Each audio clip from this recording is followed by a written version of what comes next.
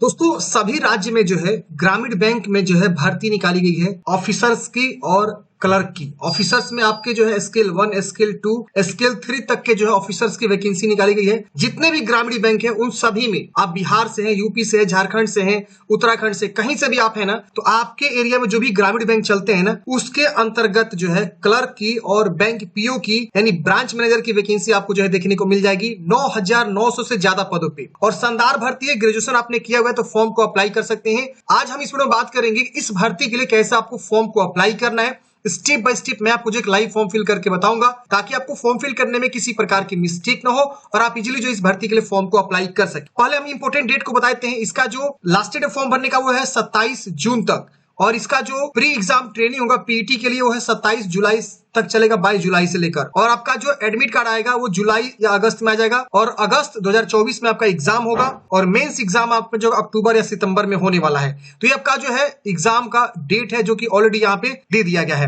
अब यहाँ पे हम बात कर लेते हैं कि कैसे आपको फॉर्म को भरना है, किस लिंक के थ्रू आपको फॉर्म को भरना है। फॉर्म भरने के लिए आपका जो लिंक कौन सा है, देखिए मैंने आपको जो है एक लिंक डिस्क्रिप्शन बॉक्स में प्रोवाइड कर दिया है, सीधे क्लिक करेंगे वाला पेज ओपन होगा। यहाँ पे आपको जो है इस भर्ती के बारे में सारी जानकारी आपको देखने को मिलेगा। यहाँ पे सारी जानकारी को पढ़ लेंगे, उसके बाद से आप नीचे आएंगे, यहाँ पे आपको जो है ना एक मिलता है अप्लाई ऑनलाइन का लिंक, आप इस पे क्लिक करेंगे। ये आपका जो है ऑफिसर के लिए वैकेंसी है scale 1, scale 2, scale 3 group A, जिसको हम लोग ब्रांच मैनेजर या स्केल ऑफिसर 1, स्केल ऑफिसर 2 बोलेंगे। दूसरा ऑप्शन है आपका क्लर्क का, ऑफिस असिस्टेंट भी इसको बोलते हैं, क्लर्क भी बोलते हैं। तो ये दोनों का अलग अलग लिंक है। अगर आप दोनों के लिए एलिजिबल हैं तो दोनों के लिए अलग अलग आपको अप्लाई करना होगा। किसी एक के लिए आप एलिजिबल हैं तो किसी एक के लिए अप्लाई कर सकते हैं। तो हम आपको जो है ना एक ऑफिसर असिस्टेंट वाला यानी क्लर्क वाला फॉर्म भर के बताएंगे। देखिए मैं आपको दिखाता हूँ। ऑफिस असिस्टेंट के लिए ये वाला आपका जो है अप्लाई लिंक है। यहाँ पे आप देखेंगे आपको लिखा है office assistant multipurpose group B. वही अगर हम यहाँ पे क्लिक करेंगे तो आपका जो इस प्रकार से पेज ओपन होगा। यहाँ पे ग्रुप ए लिखेगा, ऑफिसर्स स्केल 1, 2, 3 लिखेगा। तो दोनों का अलग अलग लिंक है। आप जिसके लिए एलिजिबल है उसके लिए अप्लाई करेंगे। फॉर्म भरने से पहले एक बार नोटिफिकेशन को भी आप यहाँ से चेक कर सकते हैं जो कि यहाँ पे डिटेल नोटिफिकेशन यहाँ पे दिया हुआ है। तो चलिए जानते हैं कैसे आपको फॉर्म को भरना है। ऑफिस असिस्टेंट क्लर्क वाले फॉर्म के लिए मैं भर के आपको बताता हूँ। अगर हम बात करें अलग अलग ग्रामीण बैंकों में तो आपको एक बार नोटिफिकेशन दिखाई देना चाहूंगा।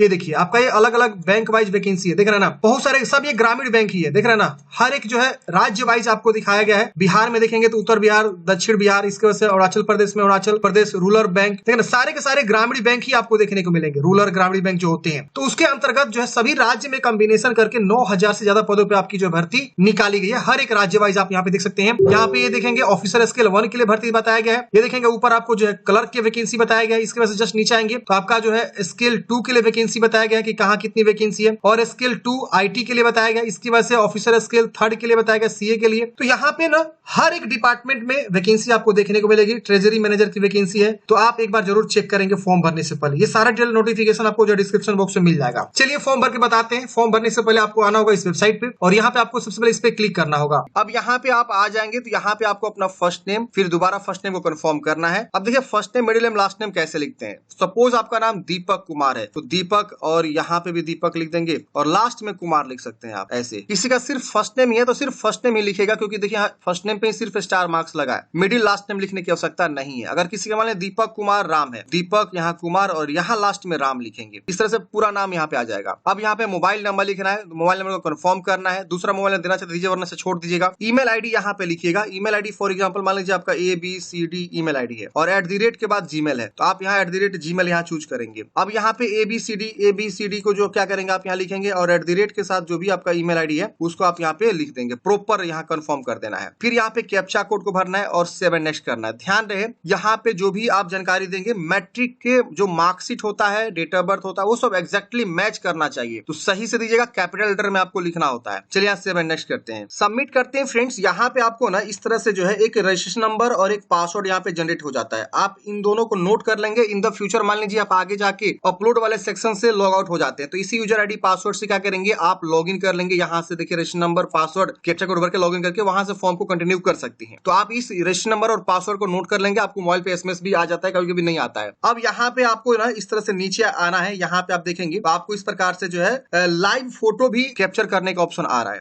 अब यहाँ पे आपके पास दो ऑप्शन है, एक यहाँ पे अपलोड इमेज और कैप्चर इमेज। यानी एक आपको अभी स्कैन करके फोटोग्राफ को अटैच करना, यानी पासपोर्ट साइज फोटोग्राफ आप स्कैन करेंगे और उसको यहाँ पे अटैच करेंगे। विजुअल होना चाहिए अच्छे से, और लेटेस्ट फोटोग्राफ आपको यहाँ पे बोला गया। सिग्नेचर और फोटो का गाइडलाइंस आप यहाँ से देख सकते हैं। मैं जैसे इस पे क्लिक करेंगे, यहाँ पे फोटोग्राफ और सिग्नेचर गाइडलाइंस आपको देखने को मिल जाएगा। फोटोग्राफ यहाँ पे बोला गया है कि क्या क्या यहाँ पे अपलोड करना होता है। तो photograph, signature, left thumb impression, hand written declaration, और भी यहाँ पे एक चीज दिया हुआ है। तो हम आगे सब ये सब डिस्कस करेंगे। फिलहाल फोटो सिग्नेचर का बात आया तो फोटो सिग्नेचर हम यहाँ पे आपको बताते हैं कि क्या यहाँ पे लिया जा रहा है। तो फोटोग्राफ में देखिए बोला गया कि पासपोर्ट साइज कलर फोटोग्राफ आपको लगेगा, और यहाँ पे आपको जो है ना बताया गया है कि आपका जो है क्लियर विजिबिलिटी होना चाहिए फोटोग्राफ कैप्चर करते समय। और सिग्नेचर के बारे में यहाँ बताया गया है। इसके बाद से आपका यहाँ पे लेफ्ट थंब इंप्रेशन के बारे में बताया गया है। तो ये आप यहाँ पे देख लेंगे। और सिग्नेचर जब भी आप करेंगे सही से करेंगे, कैपिटल लेटर में नहीं करेंगे, ध्यान रहे। और साइज यहाँ पे दिया गया 10 से 20 के बीच सिग्नेचर होना चाहिए, और 140 बाई 160 पिक्सल का होना चाहिए। फोटोग्राफ की बात करें तो फोटोग्राफ का जो साइज इन्होंने बताया हुआ है वो आपका जो 20 से 50 के बीच होना चाहिए, 200 बाई 200 पिक्सल का होना चाहिए। तो चलिए यहाँ पे फोटोग्राफ को चूज कर लेंगे। फोटोग्राफ का जो फाइल नेम होना चाहिए, कोई स्पेशल कैरेक्टर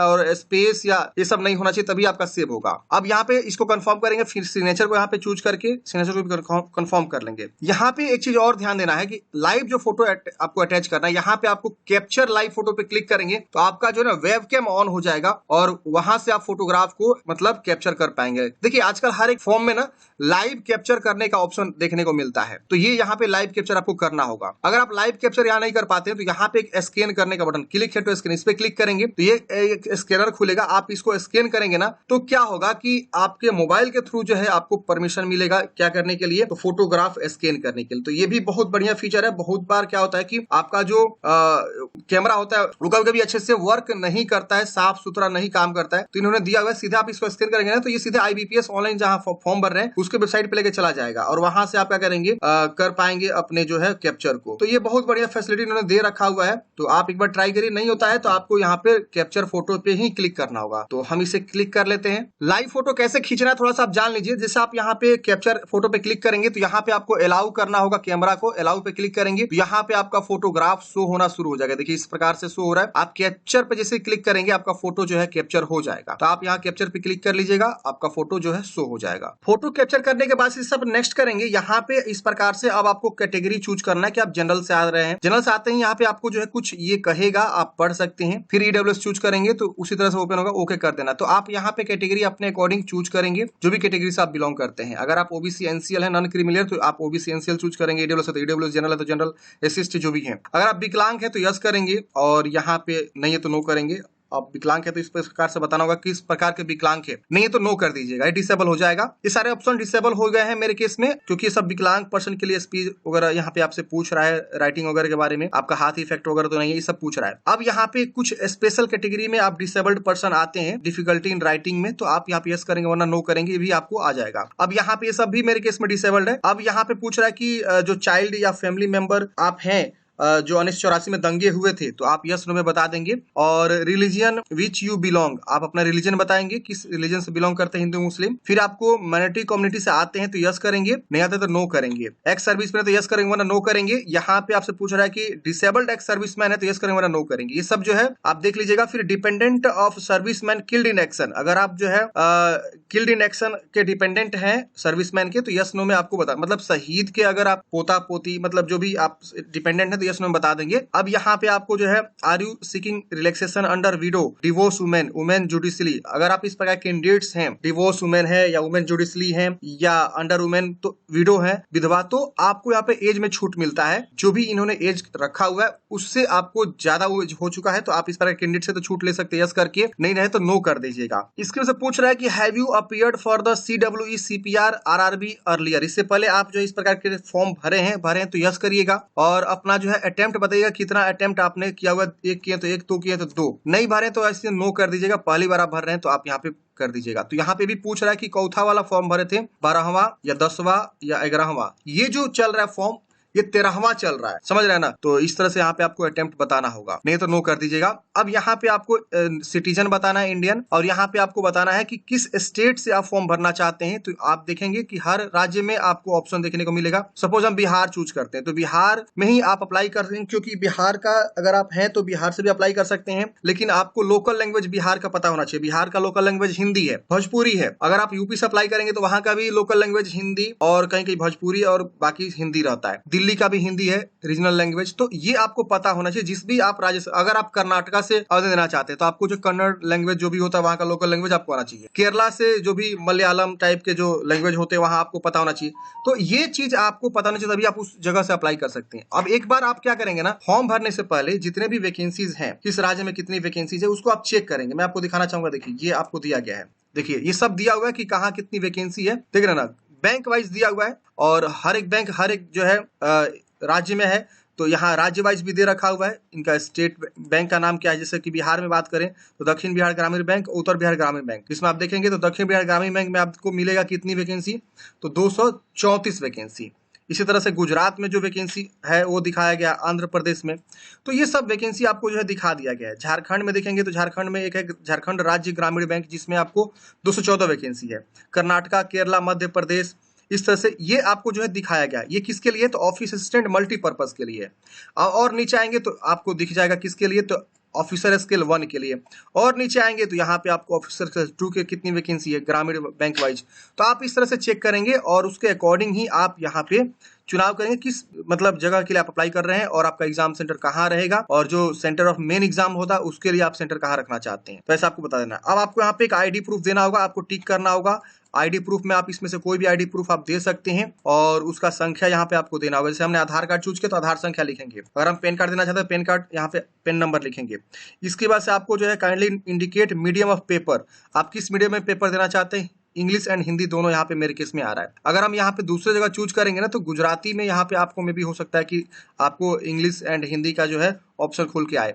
तो आप अपने अकॉर्डिंग ही चीजों को भरेंगे तो आपको सारा चीज बेहतर रहेगा। अब यहाँ पे आपको जो है डेट ऑफ बर्थ का चुनाव करना है। यहाँ आपको जो है एज ऑटोमेटिक खुल के आ जाएगा। यहाँ जेंडर बताना है, आधार कार्ड का नंबर, पैन कार्ड का नंबर। अगर पैन कार्ड नहीं है तो छोड़ सकते हैं, आधार कार्ड यहाँ पे मैंडेटरी नहीं देना। अब यहाँ पे पूछ रहा है जुड़वा भाई बने तो यस करें वरना नो करेंगे। अगर यस करेंगे तो बताना होगा कि आपका जो जुड़वा है वो कौन है, मेल है कि फीमेल है, और उसका नाम क्या है, और वो मैरिड है कि अनमैरिड, ये सब आपको बताना होगा। आप मैरिटल स्टेटस के बारे में पूछ रहा है, मैरिड है कि अनमैरिड है, आपका फादर्स नेम, मदर्स नेम। अगर कोई मैरिड चूज करेगा तो वो अपना जो है स्पाउस नेम यानी जीवन साथी का नाम लिखेगा। इस तरह से आपको बताना होगा। फिर यहाँ पे आपको प्रॉपर एड्रेस भरना है, लाइन 1 लाइन 2, यहाँ विलेज, पोस्ट, थाना, ऐसे आप अच्छे से लिखिएगा। फिर यहाँ पे स्टेट, फिर यहाँ पे जो है डिस्ट्रिक्ट, फिर यहाँ पे पिन कोड, इसको टिक करना होगा। इसके बाद से यहाँ पे आपका अमाउंट शो होगा कितना रुपया फी लगने वाला है, इसको वैलिडेट करेंगे। वैलिडेट करने के बाद से यहाँ पे आपको सेव एंड नेक्स्ट करना है। अब अगले स्टेप में फ्रेंड्स यहाँ पे अब आपको जो है एजुकेशनल क्वालिफिकेशन के बारे में जानकारी बताना है। अब यहाँ पे आपको ग्रेजुएशन के बारे में बताना है कि आपने क्या कर रखा है, bachelor of science, bachelor of commerce, bachelor of arts, या इंजीनियरिंग या मैनेजमेंट जैसे बीबीए जो लोग कर लेता है, bachelor of computer application, BCA, B pharma, B architect, law, CA, CS, बहुत सारे ऑप्शन है। आप जो भी किए हैं उसका आप चुनाव कर लेंगे। फिर मान लीजिए यहाँ पे आपको स्पेशलाइजेशन सब्जेक्ट पूछे देगा, तो यहाँ पे आपको स्पेशलाइजेशन सब्जेक्ट आपको बताना होगा जो यहाँ पे डिग्री चूज करेंगे उसके अकॉर्डिंग। फिर डेट ऑफ पासिंग, आपके ग्रेजुएशन का पासिंग ईयर क्या है, डेट, मंथ, ईयर, ये आपके मार्कशीट पे रहेगा। थर्ड ईयर का, फाइनल ईयर का आप अपने अकॉर्डिंग देखेंगे। इसमें से देखिए आ गया बैचलर ऑफ आर्ट्स में आपने क्या किया हुआ है, हिस्ट्री किया हुआ है, हिंदी आपका विषय क्या विषय है, अदर है तो अदर भी चूज कर सकते हैं, जो भी आप यहाँ चूज करेंगे। अब यहाँ पे आपको परसेंटेज ऑफ मार्क्स बताना है, कितना परसेंट आपको जो है प्राप्त हुआ। जैसे मैंने 62.20 लिखा हुआ है, तो अब यहाँ पे देखिए हट रहे हैं। Candidates should indicate the percentage obtained calculated to the nearest 2 decimal in the online application. In case grade point system is adopted, the candidates are required to convert their CGPA OGPA into percentage. मतलब क्या कि अगर इसका CGPA OGPA है तो वो क्या करेगा ना, उसको कन्वर्ट करेगा परसेंटेज में, और उसके अकॉर्डिंग जो है यहाँ पे उसको लिखना होगा। और यहाँ पे जो है 2 डेसिमल तक ही आपको जो यहाँ पे क्या करना है, परसेंटेज को लिखना है। तो हमने यहाँ पे लिखा हुआ है, यानी दशमलव के बाद 2 टाइम्स। अब यहाँ पे आपको बताना है कि क्लास बताइए फर्स्ट सेकंड क्या है, आपको बता देना है। अगर आपने पीजी किया तो पीजी के बारे में बताएंगे, और नहीं किया तो छोड़ देंगे। आपके पास कंप्यूटर नॉलेज आनी चाहिए, आपको हाँ करना है। डिटेल्स ऑफ कंप्यूटर नॉलेज, क्या आपको पता है कंप्यूटर के बारे में, यहाँ बता देंगे। फिर यहाँ पे आपको लैंग्वेज जो आपने स्टेट चूज किया हुआ है वो आपने जो है उसके अकॉर्डिंग पढ़ाई किया हुआ है कि नहीं 8वीं लेवल पे, तो आपको यहाँ पे हाँ कर देना। यहाँ पे हिंदी है बिहार का तो ऑटोमेटिक यहाँ पे आएगा। तो जो आप राज्य चूज करेंगे उसका जो लोकल लैंग्वेज यहाँ पे ऑटोमेटिक आएगा, उसको आपको चुनाव करना होगा। अब यहाँ पे आपको जो है ना प्रेजेंटली वर्किंग, अगर आप कहीं काम कर रहे हैं तो यस करें वरना नो कर देंगे। अब यहाँ पे आपको जो है पीटी में बी कंडक्टेड इन ऑनलाइन या ऑफलाइन मोड। तो यहाँ पूछ रहा है in case it is possible to hold pre exam training, अगर पॉसिबल हुआ तो ये लोग प्री एग्जाम ट्रेनिंग भी देते हैं किनको, तो जो SC ST OBC से आते हैं उनको, या एक्स सर्विसमैन या माइनॉरिटी कम्युनिटी से आते हैं उनको, तो वहां पे यस करके प्री एग्जाम ट्रेनिंग ले सकते हैं, यानी वो जो पहला एग्जाम है इनके द्वारा ट्रेनिंग किया जाएगा जो SC ST OBC आते हैं। अगर आप नहीं लेना चाहते नो भी कर सकते हैं, अगर लेना चाहते हैं तो आपको ट्रेनिंग सेंटर बताना होगा कहाँ आप लेना चाहते हैं। यहाँ देखिए बहुत सारे ऑप्शन देखने को मिलेंगे, आपकी मर्जी, आप लेना चाहते हैं ले सकते हैं, वरना आप इसे नो भी कर सकते हैं। लेकिन ये पॉसिबिलिटी बताएगा कि ऑफलाइन ऑनलाइन दोनों हो सकते हैं, तो ऑफलाइन के लिए इन्होंने सेंटर पूछ लिया है। अब यहाँ पे पूछ रहा है कि वेदर एनी प्रोसिक्यूशन या डिटेंशन या फाइन कन्विक्शन अगेंस्ट यू, मतलब आपके अगेंस्ट कोई जो है प्रोसिक्यूशन हुआ है या डिटेंशन हुआ है, फाइन अगर आपके अगेंस्ट कोई लगा हुआ है, आप यहाँ पे यस नो में बता देंगे। तो आपके नेगेटिविटी के बारे में पूछ रहा है, आप यहाँ नो कर दीजिएगा। आप लैंग्वेज कौन कौन सा जानते हैं, हिंदी, इंग्लिश या अदर, तो आप पहले जो जानते हैं उसको टिक करके रीड राइट स्पीक कर लीजिएगा। फिर दूसरा आपको पता है तो आप यहाँ पे टिक करके रीड राइट कर लीजिएगा। और कोई लैंग्वेज आती है तो आप अदर लिख के यहाँ पे उसका लैंग्वेज लिख सकते हैं और रीड राइट स्पीक करके आप यहाँ पे उसको क्या कर सकते हैं, सेव में वैलिडेट कर सकते हैं। अब अगले स्टेप में फ्रेंड्स यहाँ पे आपको जो भी बैंक प्रेफरेंस है वो आपको देखने को मिल जाएगा। जिस राज्य से आप फॉर्म भरेंगे उसके अकॉर्डिंग जितने भी मतलब बैंक है उसके राज्य में जहां वैकेंसी निकाली गई है वो सारे बैंक दिखेंगे, तो आप अपना प्रेफरेंस यहाँ पे देंगे और इसको भी आप वैलिडेट करके सेव कर लेंगे। उसके बाद से सेव एंड नेक्स्ट कर देंगे। अब अगले स्टेप में इस प्रकार से आपका सारा जो है फॉर्म दिख जाएगा कि क्या आपने फिलअप किया हुआ है। आप अच्छे से जानकारी को वेरीफाई करेंगे तो जो भी आपने जानकारी दी है सब चीज सही नहीं, अगर इसमें कुछ भी गलती है तो आप उसे सुधारेंगे। अब यहाँ पे आपको एग्री करना है और यहाँ पे आपको बताना है कि I confirm that my name is filled me by me application from exactly match with my name and ID.